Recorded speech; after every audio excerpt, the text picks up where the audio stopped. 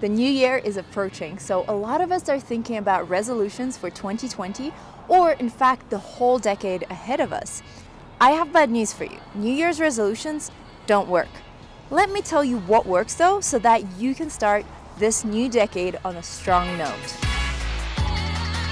Hi, my name is Masha and I want you to rock 2020. If you're looking to do the same, like this video to let me know about that. And if you're new here, make sure to subscribe to my channel and turn on those bell notifications not to miss out on any new videos. New Year's resolutions are fun to make, and they also make us feel better about ourselves in the new year and basically are an excuse to postpone good habits. Let's be honest with ourselves, they're kind of a procrastination technique. We often create these things out of activities that are very good for us. Eating healthy, working out, reading more, staying present, quitting smoking, saving more money. All these things are wonderful for us. And yes, we should absolutely do them and plan to do them. But research shows that only 80% of New Year's resolutions make it to February. And sources differ on this number, but the consensus is that only 8 to 10% of New Year's resolutions actually come true. So there's a flaw in the system. It's clear from the numbers. I will leave the links to my sources in the description in case if you're curious to read up on this. So why are the numbers so low? Why don't New Year's resolutions work? There are multiple potential factors at play here, and it can be very personal and individual, but some of the major ones that I can point out are, first of all, that we put too much pressure on ourselves and don't ease into a new habit. We go all in or all out, and if, for example, we don't do it once or twice, if we don't stick to this habit on, let's say, January 5th or January 7th, we kind of give up on it. We see it as a binary variable. We see it as we either stick to it at all times or we don't stick to it at all. Also, sometimes we don't have any metrics in place about what results we want to get. We get too ambitious or too ambiguous with where we want to get with this resolution. And sometimes we're not strategic enough about making a habit an actual habit. Yes, there are best practices when it comes to making something a habit, and sometimes we're just too lazy to think those through or just not thinking ahead enough to really make this resolution come true. Finally, sometimes we're just not in the right mindset to make this change happen. Of course, there are many other variables that can affect your rate of success when it comes to completing your New Year's resolutions. But I don't want to focus on those right now in this video because I want to focus on the strategies that you can use to rock 2020 and the new decade. Side note, if you're watching this video after New Year's Eve, regardless of whether you set your resolutions or not, it's never too late to use this strategy. Step 1. Reflect on your year and your achievements. What projects have you worked on? What skills have you learned? And what could you improve upon? I'm doing a 3-day reflection challenge over email, which is absolutely free. So if you're interested in getting some more structure and guidance to your reflections, make sure to join this challenge using the link in my description. Step number 2. Think through what you would like to achieve in the next year, both professionally and personally. Be ambitious, but stay realistic. They say that we tend to overestimate what we can achieve in a year, but underestimate what we can achieve in 10 years. It's all about, time perception. So yes, be ambitious, but also stay realistic about what you can achieve in the next 12 months or 365 days. Step number 3. Based on what you wrote in the previous section, so step number 2, write down SMART goals for yourself for 2020.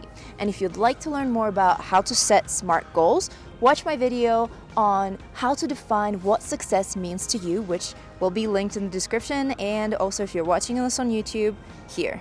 Making these goals SMART is a great way to make them very specific and almost tangible, which obviously increases your chances of succeeding at them. And also it will make it so much easier to create an action plan when it comes to actually implementing these goals.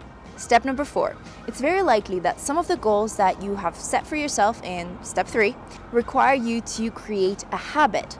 Go into that list of SMART goals and mark which ones require creating a habit, because we're going to be strategic about it. And again, an example of a potential habit is working out on a regular basis. So yes, identify those goals that require creating a habit, and we're going to be strategic when creating an action plan later down the line with these particular ones. The reason why we're doing this and identifying them proactively is because habits don't happen overnight. It takes work, and there are some best practices that you can implement to increase your chances of creating this habit. Here are some of those best practices. Best practice number 1 is attaching this new behavior that you want to become a habit to a trigger, to something that you do on a regular basis, something that is almost automatic as a ritual potentially. So a great example of a behavior like that is brushing your teeth in the morning or before you go to bed, or when you come back to work, putting your keys in a certain place. Basically, something that you do almost automatically and on a regular basis. Associating this new behavior with an existing one that's almost automatic will increase your chances of actually making it a habit, because it will eliminate the uncertainty about when you should do this or whether you should do it. It will start becoming a second nature, just like this other habit that you already have. Best practice number 2 is what Shawn Achor, the author of an awesome book called The Happiness Advantage, calls the 20-second rule. It basically means reducing the perceived barriers to starting an action that you want to become a habit and increasing the perceived barriers for those actions that you want to eliminate. For example, if you want to start working out every morning when you wake up, before you go to bed, put your workout clothes and your workout shoes close to your bed so that you don't really have an excuse of, oh, it's too far away and where's my workout clothes? No, it's here right now. Put it on and start working out. Alternatively, if you're trying to eliminate a habit, for example, watching Netflix when you come home from work, then log out of your account, and just that little thing will actually reduce the amount of time you will be doing this action. So you see what I mean? 20-second rule. Increase the perceived barriers for things that you want to eliminate from what you do, and decrease those perceived barriers for those actions that you want to do more of. Best practice number 3 is stick to it for at least a month. Different sources, again, differ on the amount of days that it takes for something to become a habit. Some people say that it takes 21 days. Some people say it takes a month. Regardless, basically stick to it. Stick to it for a prolonged period of time and do it regularly so that it becomes a habit, so that it becomes automatic for you. And finally, best practice number 4 is start small and increase your practice or prolong your practice as you go further. And of course, recognize your progress. Keep a diary and mark the big milestones that you have reached. Set those milestones ahead of time so that when you reach them, you can celebrate them. Take yourself out for a nice brunch, or I don't know, watch a movie that you really like. Do something that will make you happy and really recognize and savor this milestone, because you've done really well. You've created a habit and you're making progress. Going back to our New Year's strategy and to our SMART goals, with step number 5, we are creating an action plan for you. So once your SMART goals are on paper, it is time to plan how you're going to achieve them. So working backwards from achieving your goal, list out the steps that it will take to get there, and make sure to mention what action it will require from you, what is your desired outcome, and of course when you want it to be done by, so your timeline. The beauty of this method is that it's not all in or all out on January 1st. You don't have all of that pressure on you to either stick with it or give up on your resolution. No, you have actual goals, you have deadlines, and you have the power to achieve it all.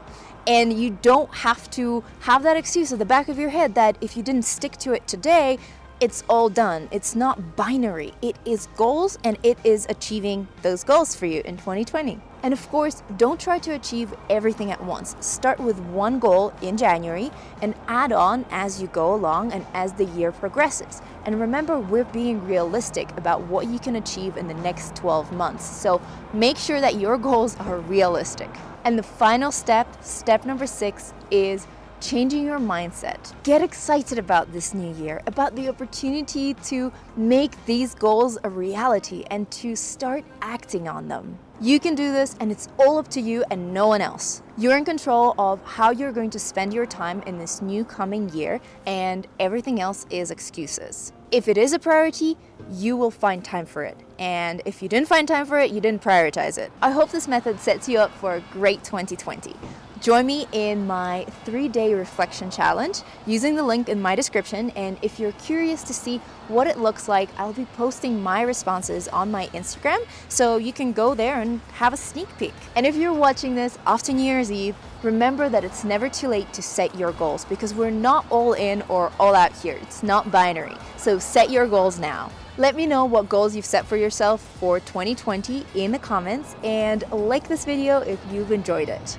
Of course, subscribe to my channel not to miss out on any new videos, and turn on those bell notifications to be always aware of new videos coming out. And we can also be friends on other social media. You can find me as Coding Blonde. Have a wonderful time of the day you're currently experiencing. Bye.